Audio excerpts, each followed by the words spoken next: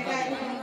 الحمد لله رب العالمين، والصلاة والسلام على من لا نبي بعده، أما بعد. أعوذ بالله من الشيطان الرجيم. بسم الله الرحمن الرحيم. ربنا آتنا من لدنك رحمة وهيئ لنا من أمرنا رشدا. صدر محترم حکم صاحبان اور مسلم اساتذہ اکرام، آج کے سالانہ انجمن میں میرا موضوع خطابت ہے نوجوانوں کا وکاس، اسباب و علاج. محترم سامعین و سامعات، لوگوں کا کہنا ہے کہ آج کل کے نوجوان بگڑ گئے ہیں، نماز نہیں پڑھتے، روزے نہیں رکھتے، ماں باپ کی بات نہیں مانتے، بڑوں کا کہنا نہیں مانتے. لوگوں کو یہ شکایت ہے کہ آج کل کے نوجوان بگڑے ہوئے، سیدھی راہ سے بھٹکے ہوئے لوگوں کا اپنا رول ماڈل سمجھتے ہیں. کسی کے کان میں بالی ہے کیونکہ فلاں ہیرا نے پہنا تھا، کسی کے بال بالکل ایسی غریب انداز سے لگے ہوئے ہیں کیونکہ فلاں ہیرا نے ایسے ہی بال کٹائے تھے. ان کے کپڑے اور ان کے چلنے کا انداز بھی کسی ہیرو کی طرح ہے. آج ہمارے بگڑے ہوئے نوجوانوں کا اسلام سے دور دور کا بھی کوئی واسطہ نہیں. یہ تو اسلام کا عارف بھی نہیں جانتے اور قرآن کا کام بھی نہیں جانتے. نبی کریم صلی اللہ علیہ وسلم کو محمد صاحب کہتے ہیں. بڑے افسوس کے ساتھ کہنا پڑتا ہے کہ کام ہے زیرو مگر نام ہے ہیرو. آج کل کچھ نوجوانوں کا کہنا ہے کہ مولوی صاحب ماحول ہی ایسا ہے کہ بچ کے رہنا کافی مشکل نہیں بلکہ ناممکن ہے.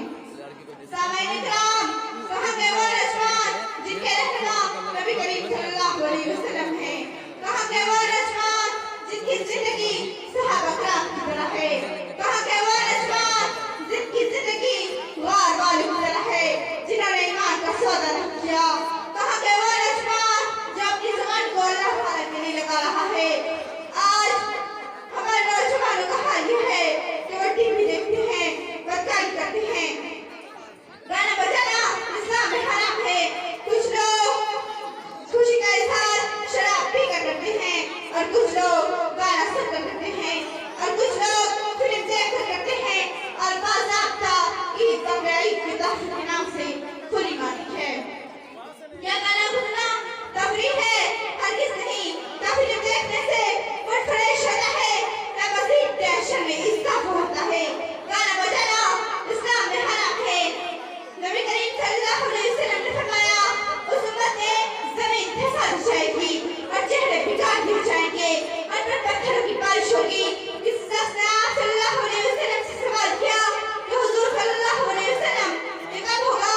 تو آپ صلی اللہ علیہ وسلم نے فرمایا جب ناچنے گانے والی کو ظہور ہوگا، جب ناچنے گانے والی کو ظہور ہوگا تو اللہ تعالیٰ زمین پھسا دے گا. جب ناچنے گانے کے آلات مقصد بڑھ جائیں گے اور جب شراب پی جائے گی. اس حدیث پر غور کریں تو پتہ چلتا ہے کہ سماج کو بگاڑنے میں فلمی ہیرو کے ساتھ فلمی ہیرو کا بھی پورا ہاتھ ہے. جہالت نادانی نوجوانوں کو بگڑنے کا ایک بہت بڑا سبب ہے. ہر مرحلے میں تعلیم کی کمی جہالت نادانی نوجوانوں کو بگڑنے کا ایک بہت بڑا سبب ہے. ایسے آپ کو ماں باپ بہت سارے مل جائیں گے جنہوں نے اپنے اولاد کی تعلیم و تربیت کا بالکل خیال نہیں رکھا. نبی کریم صلی اللہ علیہ وسلم نے فرمایا طلب العلم فرض ہے علی کل مسلم. میری طرف کرنا مسلمان پر فرض ہے. اس سلسلے پر میں اپنی فکر ختم کرنا چاہتی ہوں. آخر میں اگر بیان جو ہے کہ وہ ہمارے معاشرے کی اصلاح کریں اور ہمارے معاشرے کے نوجوانوں کو سیدھی راہ پر لگا دیں. آمین. وآخر دعوانا الحمدللہ رب العالمین. السلام علیکم ورحمۃ اللہ وبرکاتہ. ماشاءاللہ، آپ کی تقریر کو سن کر آپ کے ساتھیوں کی طرف سے قلم انعام ہے، وہی مدرسہ کی طرف سے بھی ایک قلم انعام ہے. آپ آئیں اور اپنا انعام لے جائیں. ابو امی کی طرف سے 500 روپے کا انعام ہے. آپ آئیں اور اپنا انعام لے جائیں. سامعین، اس کے بعد آنے والی مقررہ سعدیہ عبدالرحیم، آپ کا عنوان ہے تربیت اولاد اور ہماری ذمہ داریاں. سعدیہ عبدالرحیم. اس کے بعد رانی محمد نصیب، مریم محمد کوثر، یہ دو بچی بچ چکی ہیں.